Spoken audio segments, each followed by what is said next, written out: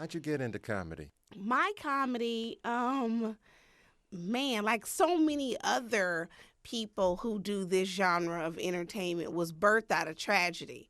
Um, when I was, I want to say 15 or 16, I saw my mother get shot. Oh, And then maybe the day before my 22nd or 23rd birthday, my brother was killed. And so my family had experienced so much tragedy. And by the time my brother was killed, my mother, who had survived her incident, she was like in a horrible depression. So she's like, I'm getting into bed and I'm never getting back up. And she meant it.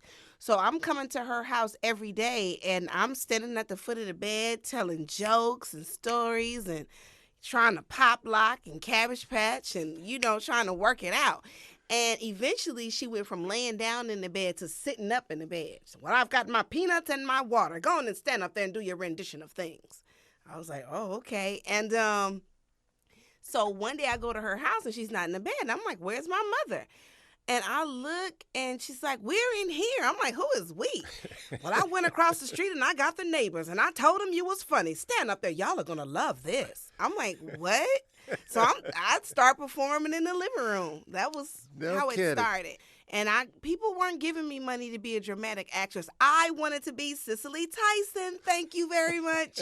I wanted to be in Roots Part 5, 6, and 7 and, all that stuff. But they were like, no, we don't feature you doing that. And so when I went outside and I said, I'm Niecy Nash and I'm funny, they were like, you're right. Get over here. We will give you a job. So how hard was it when you really stepped on to the professional stage? I always believed that impression that had been pressed onto the canvas of my imagination, like this is what you are called to do. Pow! It was stamped right there.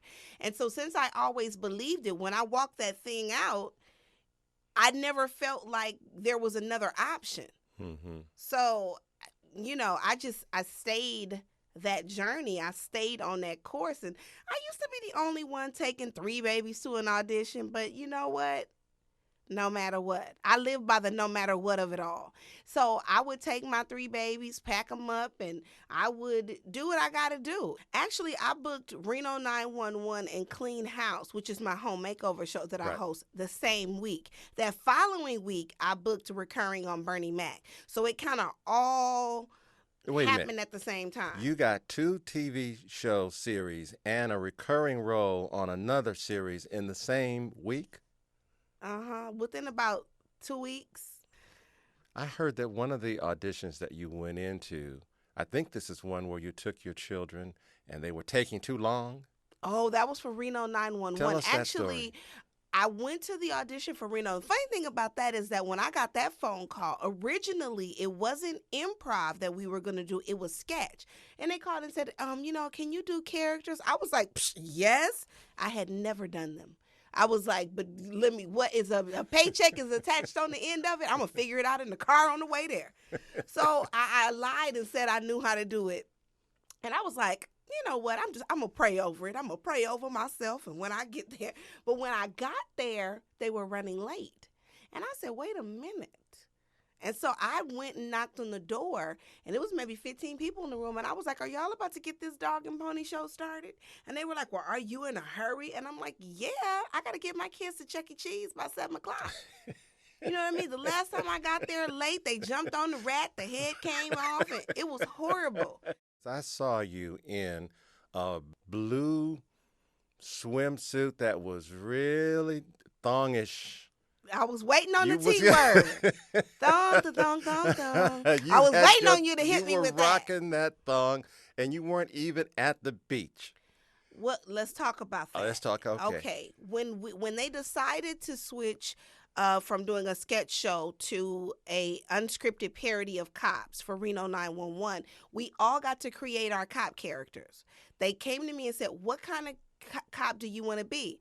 My daughter's best friend at the time was Raynisha Williams. And I was like, can I be Raynisha Williams? And they were like, well, yeah, okay, so what about her? And I was like, and I flashed back to every woman I ever loved when I was a little girl that influenced me and raised me. And I was like, can I have baby hair and a big booty? And they were like, yes. And so I went to a million booty fittings before we got the booty right.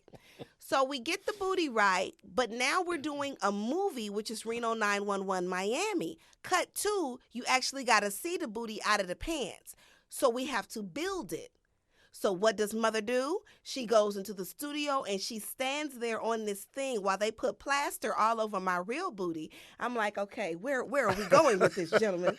So they put plaster all over my real booty, my hips, my thighs, all the way down to my legs, my ankles. And then they cut it out, cracked it open and took it all off me. And then they just kept building it out. So when you see the Raynisha booty, it's a prosthetic booty, but the foundation is mine. Underneath is you. Yes. And you know what? So What? when we got ready to go do the premiere, everybody thought I was going to wear my police uniform. And I'm like, I didn't barely wear that in the movie. I want to wear my swimming suit.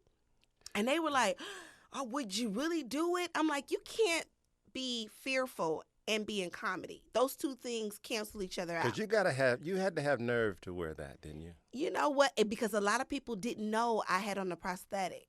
And a lot of people thought it was my real self. And the internet and everybody went really crazy. It was like, oh my God, she should be embarrassed. I don't know why. It was humiliating. She looked horrible. And I'm like, you know what?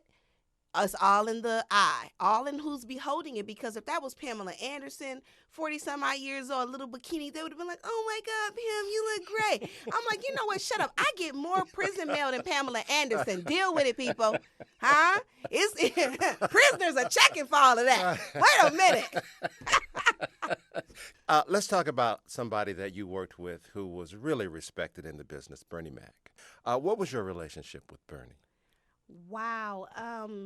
When I came to the audition, there was a million women there who had series and, auditioning to play his sister. It got down to the callback, and when I went back to the callback, it was only me and one other woman. And I go in, and I have the little sides, and right before I walked in the door, the lady said, honey, we don't need the sides. You're going to just improv a scene with Bernie. And I said, I'm sorry, what did you say? Can you repeat that? And so I walked in, and he was there. How you doing? I said, how you doing? And I just took my shoes off and sat down, and we started talking. And then I know the actress who played his wife, Kalita Smith. So I go up to, after my audition to speak to her and say hi. And he walked up to me himself, and he said, congratulations, baby girl. And I was like, what? No agent called me, no manager. He told me, and he was just generous. He was more of a, yes, everybody knows him as a king of comedy, but the man who he was, he was a king. He himself, Bernie Mac, not just a king of comedy, but just a king to me anyway. Married? I'm divorced after 16 years. So you dating? I am. You smile. Look at you smile when you say that. I can't even, yeah. Okay, wait. I'm trying to stop. I'm not going to look like a schoolgirl. Wait a minute. Ask me one more time. All right. Are you seeing anybody? Oh, yeah. I couldn't even do it. I can't imagine how you can juggle 3 shows, 3 children. I just don't know how it's possible to do all that. What?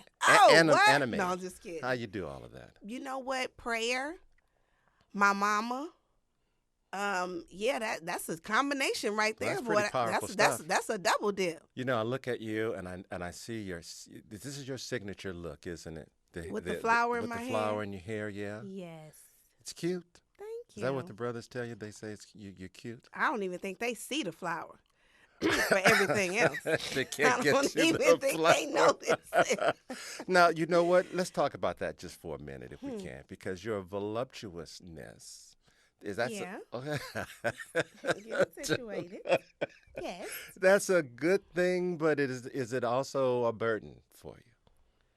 No, I mean, it's what it is. What are you going to do? I mean, and give or take a couple pounds, it's, and I mean, even when I was, I lost 45 pounds a few years ago, and, up, down, whatever, I'm just happy to be here another day. The outer wrappings are going to do what they're going to do. You know what I mean? And it's always going to be somebody who like it. Well, you're right about that.